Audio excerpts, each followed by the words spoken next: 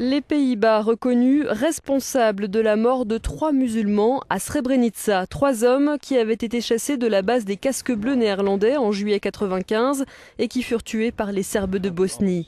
La Cour de cassation néerlandaise a estimé qu'il serait inacceptable que l'État ne soit pas jugé pour les agissements de ses forces armées. En conséquence, la Cour suprême rejette la motion de l'État dans les 2 affaires. Le verdict de la Cour d'appel reste donc inchangé.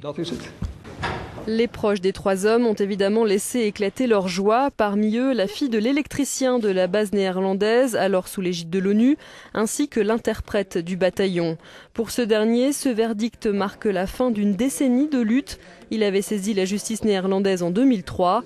Son père et son frère sont les 2 autres victimes. Nous avons gagné une bataille juridique, elle a duré très longtemps, 10 ans.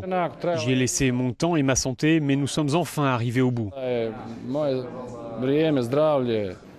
À l'instar des maires de Srebrenica, l'organisation qui regroupe les proches des 8000 hommes tués en 1995 dans l'enclave bosniaque, nombreux sont ceux qui espèrent que cette décision va faire jurisprudence.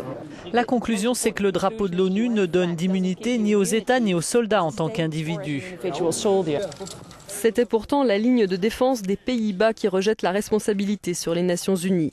En juillet 1995, les Serbes de Bosnie avaient pris l'enclave de Srebrenica dans laquelle des milliers de musulmans bosniaques s'étaient réfugiés.